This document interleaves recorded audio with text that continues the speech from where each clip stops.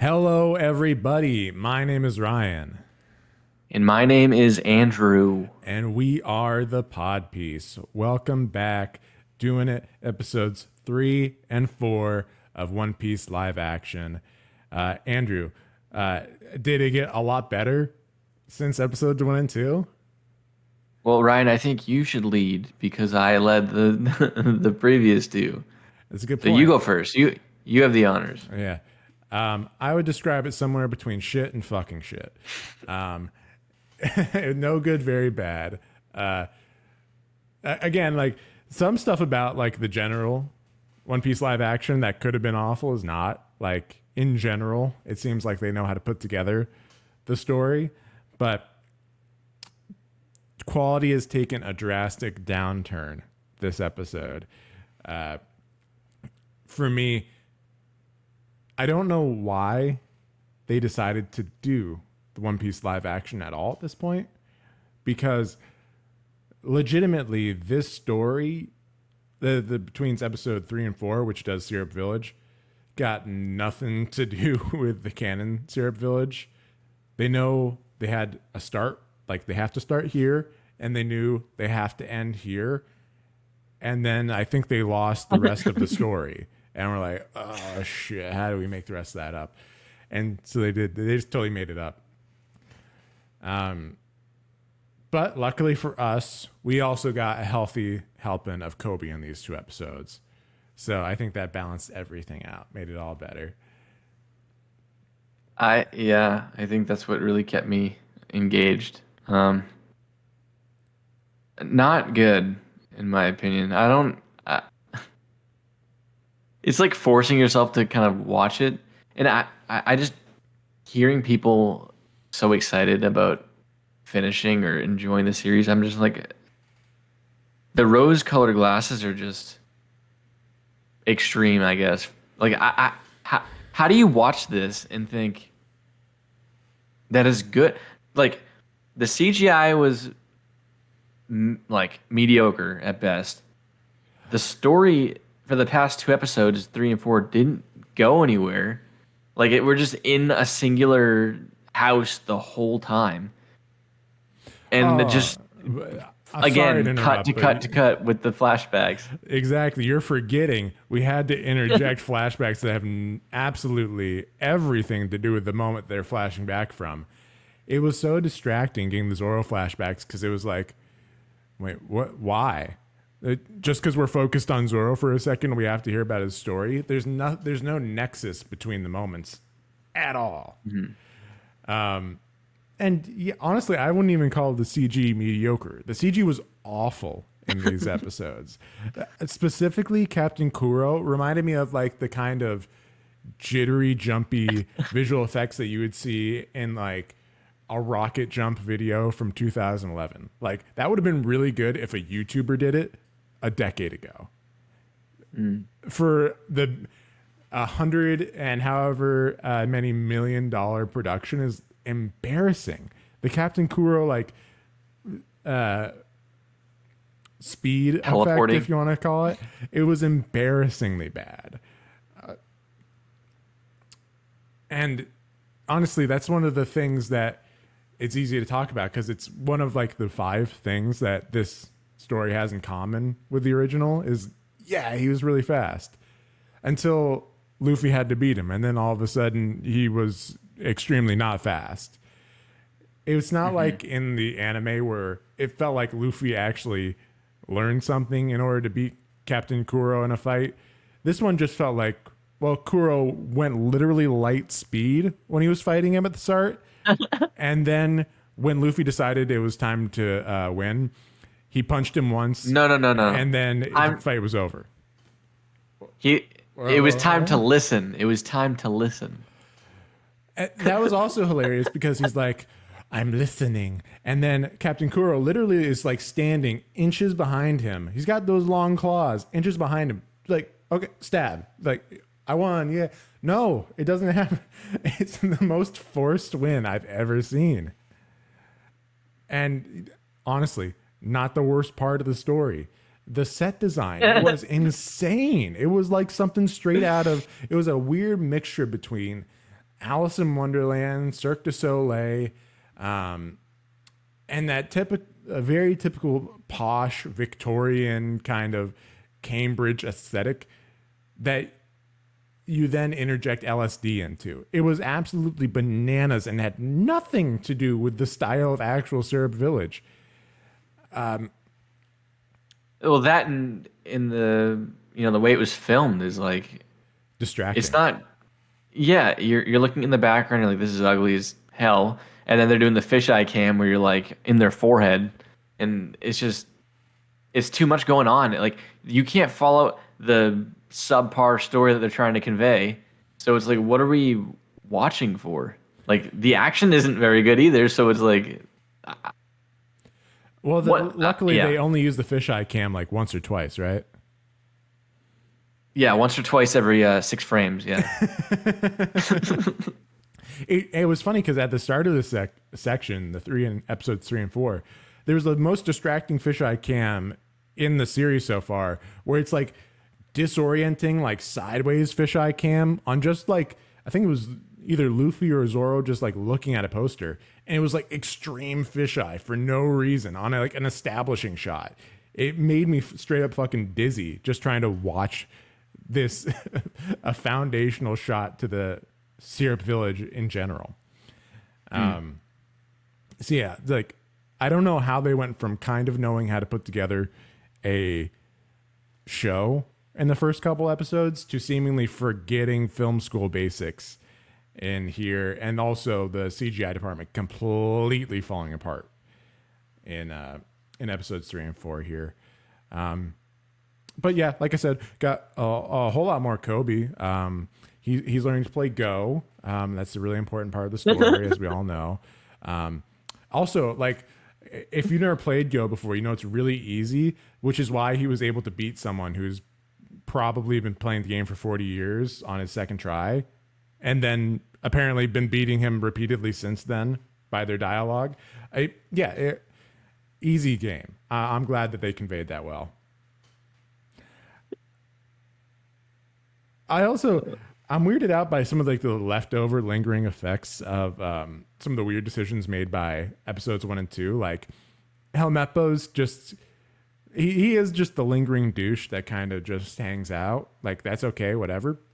But then also he seems really like that considered, he seems so complacent considering they seemingly court-martialed his father for no reason in episode 2.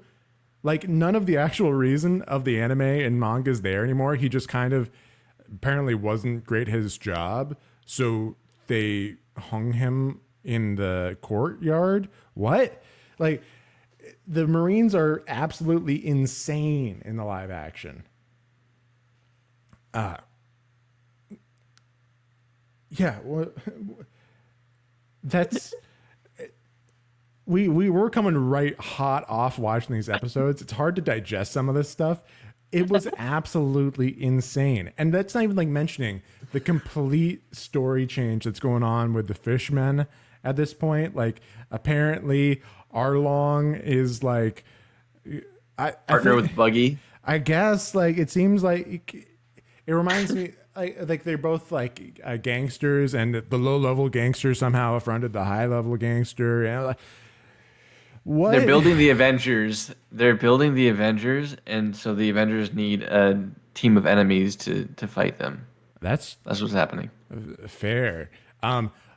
Also, the way they capture Buggy made no sense to me. Like they had him tied up, but he's fucking Buggy. Like his main thing is being able to divide himself. Like just you chop, do the chop. What are you doing? Why are you stuck there? I don't understand what's going on. I'm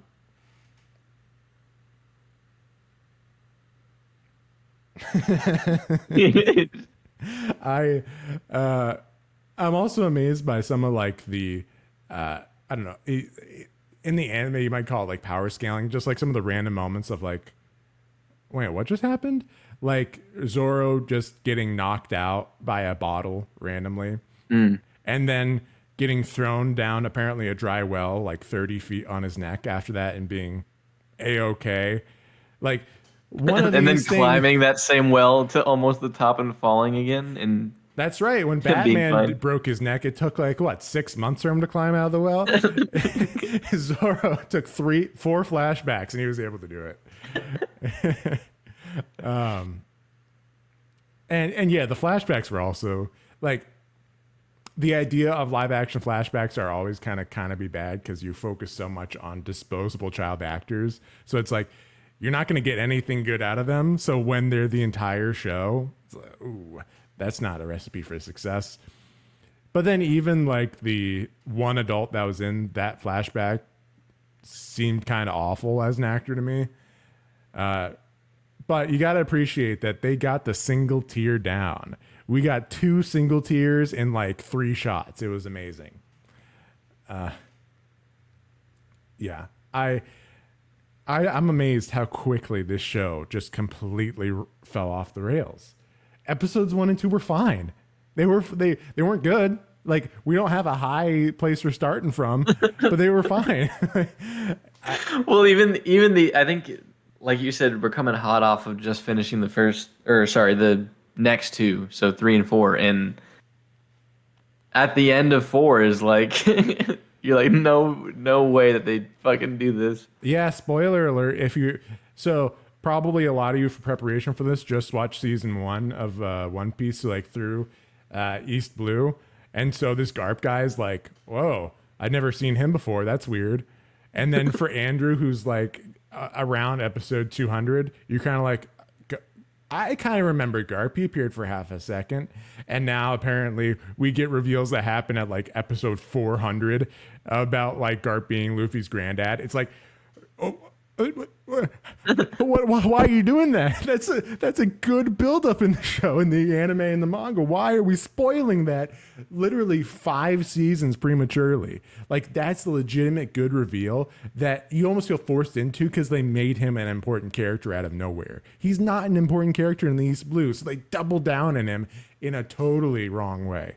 I'm very scared about other things I feel they might double down in and ruin.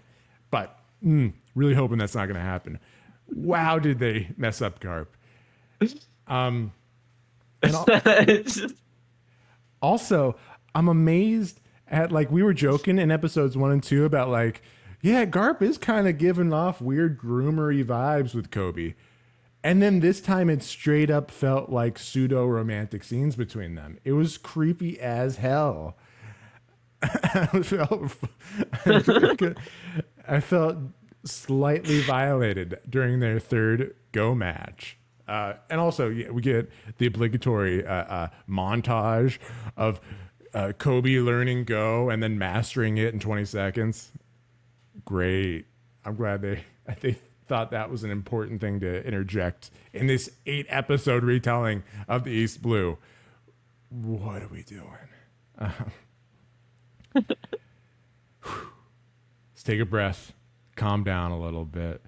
Well, it's like I feel like the show feels rushed in terms of like we're not meeting the characters we did originally. Like I feel like meeting I don't know their names, but the kids that like worked with Usopp or like he was friends with. Yes, Bill- carrot, onion, and pepper. How could I forget? So like I feel like not meeting them, I think hinders his character. Like even though they were not very interesting characters, I think it's like the foundation of like who Usopp is. Like he's a nobody, right? And he's just like lying to try and get people interested in like anything that he like says. Yeah. So it's like that's kind of taken away. It's just like I don't know. Well, you go ahead. Because there's a point where like he stands up for the kids, right? Like when we didn't even meet a ton of villains. Yeah, right? There's like we meet almost. Who's the hypno person? Yeah, we don't meet Django. I wanted to see him. He would have been cool. He would have fit the vibe, the freaking Alice in Wonderland vibe. Yeah, you like tripping balls. You're like, oh, Django shows up now. Nope. No, we just get the Meowbon brothers. I'm sorry, brother and sister. That great, good job, live action. Well, and I think like what we were saying, I don't know if we mentioned it last recording, but like the entire time is just dark. There's no scenes besides the flashbacks that are like bright. So like Yeah. even the scene in the anime where Luffy's fighting Kuro or whatever his name is, Oh, in broad Captain. daylight. Yeah, that'd be Yeah, fair. like that part was just cool. Like on like that like rock like pathway. Not doesn't happen. You're just Well, stuck in this claustrophobic house the entire time. it is so the two things about the house is three things about the house is one, incredibly dark. Even at daytime, it's like, yeah, they really didn't want to pay much to light this. Okay, cool.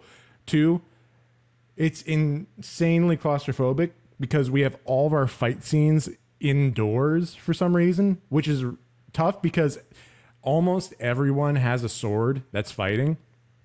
Well, and everyone in the fight scenes has range attacks. Usopp fires things with a slingshot. Yeah. Luffy's entire like kit is about like stretching far.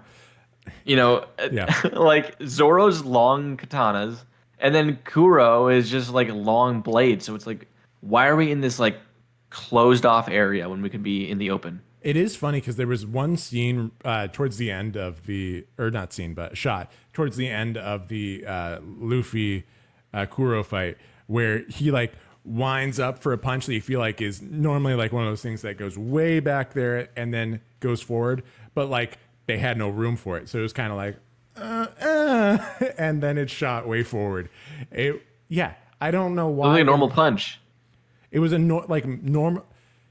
like a little extended further than a normal punch. Well, again, the physical motivation of these movements isn't making a ton of sense right now. Like, and these are things that you can kind of get away with in cartoons, but in real life, it's like how your fist literally shoots out like it's a shotgun is not making a ton of sense to me physically when you just go, and then it goes 30 feet forward. It's a little dumb. And then the third thing I was going to say is the mansion's insanely huge at the same time. Like this is bigger, like this is roughly the size of a Hogwarts mansion. Like this thing has more rooms than any mansion I've ever heard of. They literally could have just fought in like that dining hall, and that would have been a better set piece. Like that, at least that was open. Like break the table table in half, and then they have that entire like area to fight. Yeah, a lot of subpar decisions were made, and the amazing thing is that again, these aren't the worst ones. Like this just Those are the best ones. these are some of the best worst decisions. Like I'm genuinely still shook about the injection of again here the Kobe the fictional the invented Kobe storyline that makes no sense at all from a basic standpoint, and then also spoiling actual good story points that are massive reveals in the story just at the beginning of the story. It actually is amazing to me.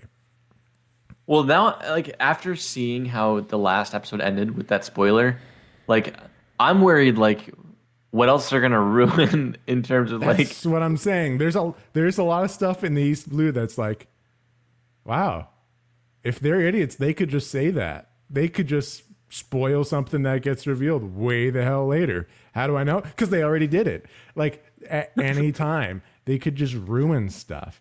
Like honestly, even just in the prologue, they ruin stuff. You really aren't supposed to know that Shanks and Mihawk attended Gold Roger's execution.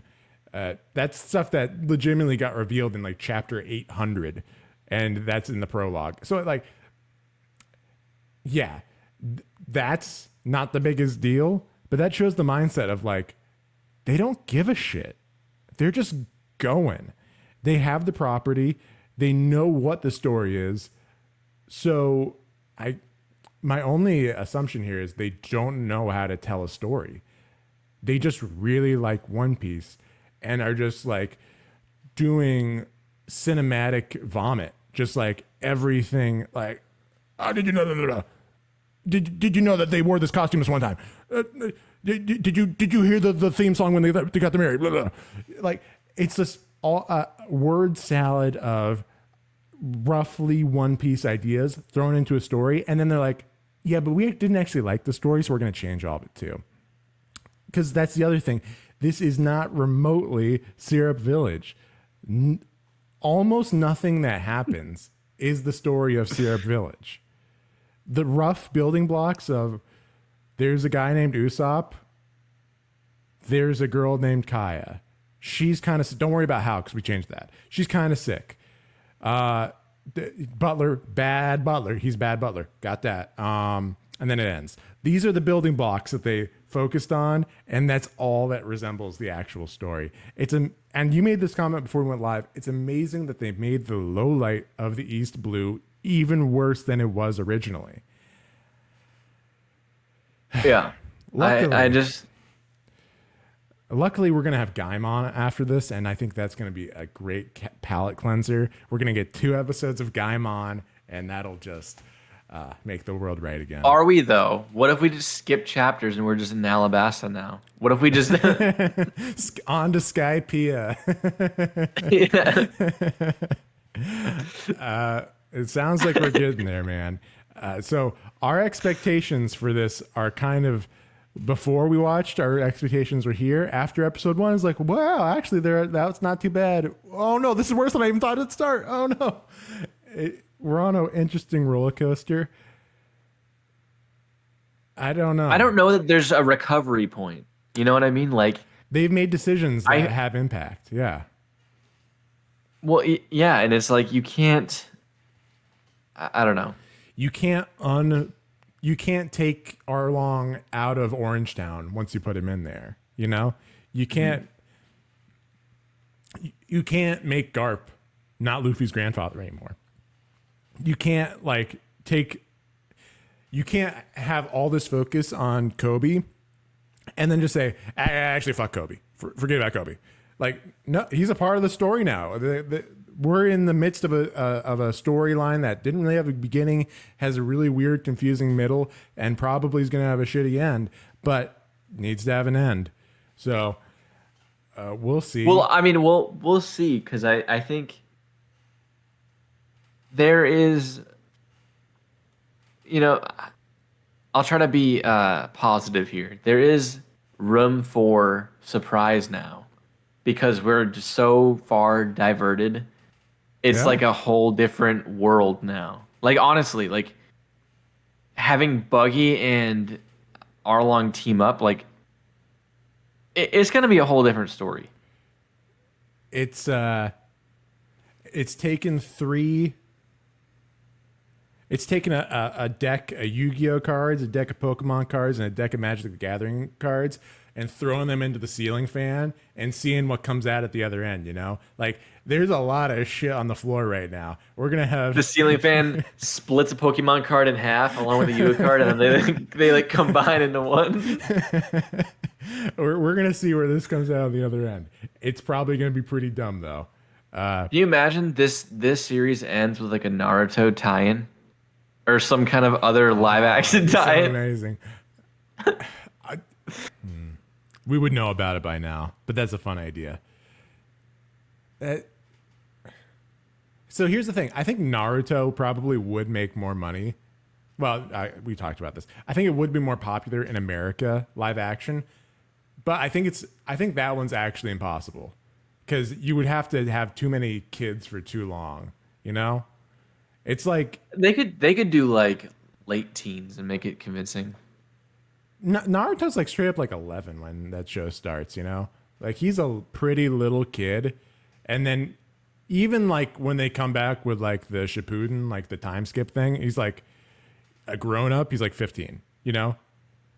So you would have to do that thing pretty quick. And there's genuinely kind of a lot of story to Naruto. And well, how old is Luffy and Zoro and all them? Like, Luffy's 17. Zoro's like 19. So like they're in that ambiguous age where you probably could cast a 30-year-old in that role, you know? mm-hmm. I don't know how, but we've talked about High School Musical repeatedly with this, and it's kind of like the same thing. Like they did cast 30-year-olds as teenagers in High School Musical. Like you can kind of get away with that, but I think Naruto would be a little bit tougher. But anyway, so not good. But here's hoping to episodes 5 and 6. Do you have anything else you want to share with the class before we log off here, Andrew? No. I think we kind of summarized our opinions here. I had hopes prior to these 2 episodes, but I don't. I'm not a fan of where it's really going. Clearly, like what we said, but I mean, we're still gonna watch it. We're still gonna laugh, and maybe we'll cry in the last episode. Maybe it's something phenomenal. Maybe it's like it's a slow burn. Maybe it's a slow burn. We have to watch. No, we're gonna see Arlong episode like 6. Dude, we've already seen Arlong. I mean, no, I mean, it's gonna end, and then we're gonna go. Like I said, the last 2 episodes, we're gonna be jumping. We're gonna be on episode like 600 of One Piece, and on episodes 7 and 8. I could see it. Yeah. I'm just spent, dude. I'm amazed that they did that. You got to like preview these next ones just in case. You know what I mean? Like, what happens if they? I kind of like my unfettered reaction here. Like that's how I should react. That was awful. They did a really bad job in every way. So I don't know. I guess we could talk to like the audience reaction. Like I don't. Yeah. Again, I don't know how like fans of it can be okay with like what they're receiving. Like maybe because it's like the best live action anime that's been made according to people, but like is it? Like it's cope. It's the build up for this was strong, had the seal of approval. Enough dummies that have 100,000 subscribers said this looks awesome. So then everyone's in it. I mean, like I feel like we owe ourselves now to watch all the live action animes that have come out and compare, because I feel like it's not fair that people are saying this is the best live action anime, because I mean I don't have any like scale. Like this is where we're starting. You can only be upset. Like I've seen a few. If it's down from here, I don't know how it could be. Like the other live action animes. Well, part of it is the disappointment because they never follow the story. So like I think the Death Note live action in and of itself was really insane and not good, but it was so alien to the actual story that it upset a lot of people, especially because that's a legitimate, story heavy thing. Like One Piece's action, Death Note's all the story, all the mystery, all that. So that's one thing, and you wouldn't really get that if you didn't know it. I don't know the Cowboy Bebop situation, and then everything else is like made by people who didn't like anime and were like tasked this thing by a studio. So like Dragon Ball dude was like, man, Dragon Ball fucking sucks. So I'll just do my own thing and insert the characters. And the M. Night Shyamalan's Avatar was like, what's an avatar? Okay. So some bald kid. He's got a head tattoo? That's kind of fucking weird. But this one is like clearly made by people that really liked One Piece. So I'm amazed by why they decided not to tell the story of One Piece. Well, I think honestly, like I could look past like the CGI being mediocre or somewhat bad, and the acting is okay at best. But like, there's things that they literally could have done to make it better, like how it was filmed and the set pieces. Like how are we in again one build? Was it 2 episodes for one building? Yeah, I mean like or getting to the building for like a couple seconds. Yeah. I just probably a few sets, right? Like, so it's like you put in the work to make a lot of different sets here. Obviously, you're not in just one building filming. It's the idea was dumb. You spent a lot of money on a bad idea.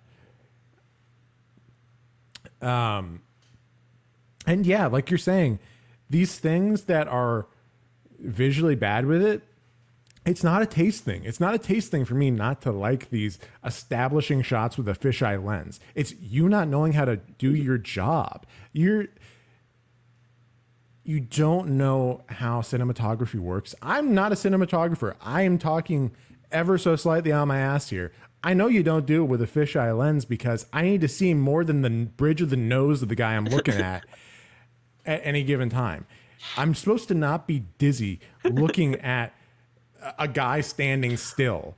Like, what are we doing? These are not, it's not being nitpicky. This is not being a jerk. This is, you don't know how to do your job and you were given a lot of fucking money to do it.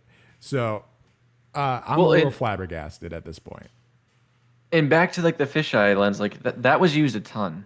Okay, so it's not like a, yeah, and there's options there where you can make it work, but they don't. It's like you're doing a jump cut out of a fisheye lens, and it's like it's disorienting because you're going super close to not even near them, and then like the option being like, why don't you zoom out? Why are there no shots where you're like in their face and then you zoom out? Well, it speaks to like the amateurishness that we were kind of willing to forgive in episodes 1 and 2, like scenes like in Captain or the Shell's Town, where Luffy meets Nami, and you pointed this out when we were watching it. Luffy's going out of frame, gonna walk up some stairs, and Nami's racing right behind him. She's like 2 steps behind him when we leave him, and then it cuts to like apparently completely different part of the fucking building, and she's even further behind him now and catching up in the next shot. Like, these two things don't marry together. Like, these are not compatible cuts. So that, when we saw it in episodes 1 and 2, is like, it's okay because it's here and there and whatever. The overall beats are fine. But when it's absolutely everything is incorrect, it shouldn't be our job as just casual viewers to have to decode your poor visual storytelling. Well, and like to add to that, it's like the visuals are the issue because the pacing is ruined when they're doing it. It's not like, oh, it's ugly. It's like, no, the pacing is like not connected. You're doing jump cuts constantly. You're doing flashback scenes constantly. It's like, where are we at in like the legitimate story that's supposed to be told? Yeah. Or not even supposed to be told. That's trying to be told. I don't know what they're trying to tell, to be honest with you.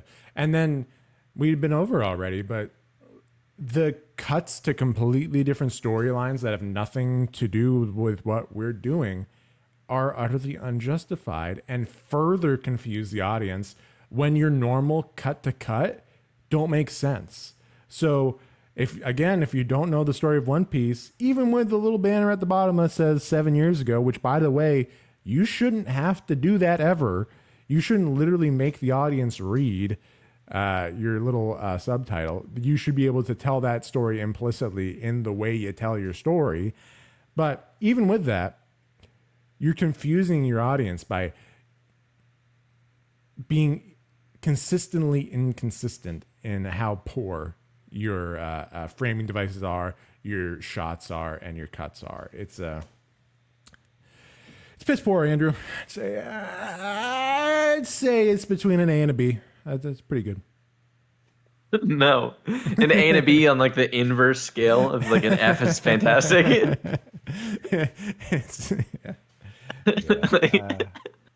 And the worst part is, it took me away from Starfield. It releases the day Starfield comes out, and now it's taken me away from Starfield. What are these people doing? What are they trying to accomplish? Well, I think the issue is like, you know, we have, again, like the whole point of this channel is like 2 different perspectives on One Piece. Mm-hmm. I am coming in new set of eyes. You have been witnessing this play out for years, like maybe a decade at this point. right? Oh, So longer than that, yeah, long time. so I don't think I don't know if we're both in the wrong or if like I haven't heard anybody talk about criticisms about the show. Like I think that's wild. Well, the amazing thing is that I rarely agree with like overall critical scores. Like if you go to like Rotten Tomatoes, like critics typically are idiots. But that being said, this time around, it's like, oh, the critical score kind of makes sense. They gave it, I think, like a 74 or something on Metacritic. The overall critic score is like, yeah, up to this point, I was like, yeah, 74 kind of makes sense. I think after these two, it would be honestly lower for me. Like Well, yeah, if that they was can before, manage to, yeah, if they manage to turn it around somehow and bring it back, like okay, maybe it's a 70, but like they'd have to do some crazy thing that like actually keeps your attention and actually keeps you invested in the characters that they're trying to build up. But otherwise, I don't see it getting there.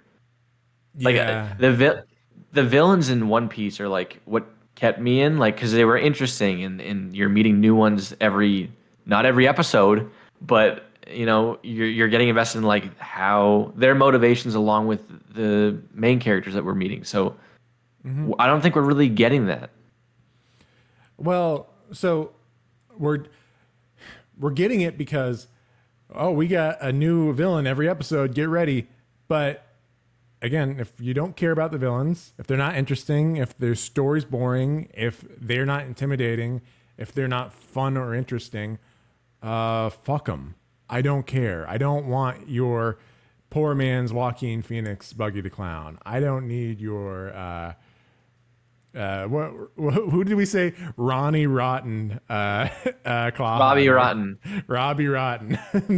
Yeah, I just and it's like we have characters that were introduced that I think would have added to what we saw. Like I feel like they're using bits and pieces from the anime, but it's like literally like two sentences to build these villains of like their motivations. It's like you need more than that to like get you invested in these characters. And like I said earlier, like it would have been cool to have Django. You That's know, the have thing, have some 'cause other. the hack elements of One Piece are what's working so far. Helmeppo is genuinely a highlight of the show for me, and he's an utterly Yeah. throwaway character. Obi, same thing, right? Throwaway character, and he's the highlight for you. He's definitely the highlight for me. This is a conversation we had off camera. I was like, "All right, who's cuter, Kaya or Kobe?" And I was like, "I don't know." But so sorry, yeah, thinking about Kobe totally threw me off there. You were saying the side characters are what's really Yeah, they, keeping they you. are what works, at least in the live action. Like the hack elements of One Piece are what have made it. They've been able to do effectively. Although Helmeppo did give off like weird Buffalo Bill vibes for a hot minute.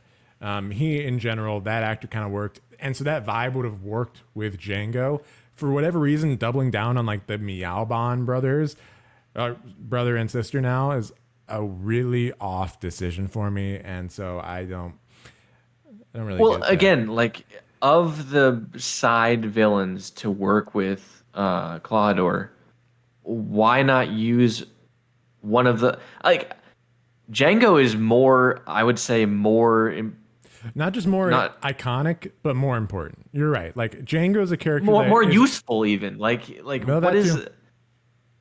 like at least he can do something like put you to sleep or like distract. We aren't seeing the characters work together in any way. That's the other thing is like we're not seeing, like camaraderie. I mean, maybe because it's too soon, but like we're done 4 episodes now. halfway through. Yeah, and I still feel nothing when the characters are like interacting with each other. Maybe when Sanji appears, maybe that changes, but I don't know.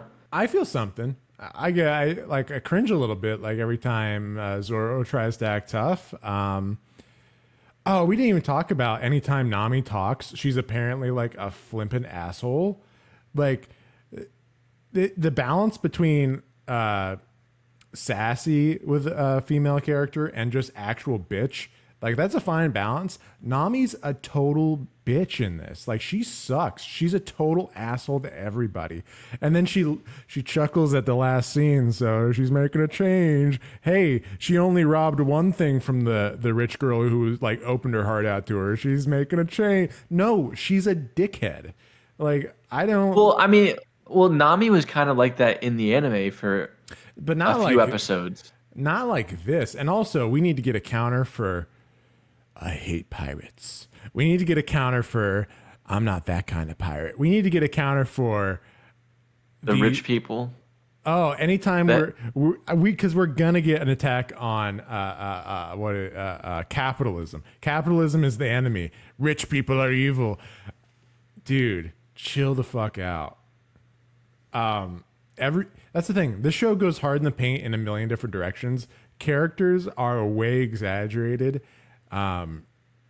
Actions way exaggerated. We saw that mostly in like the previous couple episodes with like Zoro straight up chopping a dude in half and Alvida splattering some dude's brains in the first 5 minutes of the show. Like honestly, just uncalled for violence. And then it must be said, a actual good thing the live action has done is kill somebody. Like, it would be amazing if it didn't. If Mary crawled out of that well with Zoro, I would have absolutely walked away from the show. But that's something that the actual story doesn't do. That it's like, if you're going to make a change, do that. So, hey, all right. I was going to say, that, yeah, that's one thing that I do appreciate is them actually killing off characters that, I mean, like I've said, like, I haven't gone all the way through the series, so maybe they return. But if they're a side character, like, I don't even know his name, the guy with the goat horns, let him die, Mary? Honestly. The guy who we named the Going Mary after him. Oh, that's why it's called that? Yeah, because it's his figurehead. He's a goat. That's the goat. It's the Going Mary. I didn't know that was a goat on the front. It looked more like a goose or something. Like, although in the live action, it's weird. I was pointing this out too. It looks like he's got buck teeth, the goat. Anyway. He's smiling. Demon goat. Okay. Yeah, we've talked this one too much. Motion's running high after episodes 3 and 4. But hey, we'll be back here in a few days giving you our reactions to 5 and 6, hoping for the best, preparing for the show to show some kind of consistency, at least in quality. So anyway, I think that's enough from us today. We'll see you guys all next time on The Pod Piece.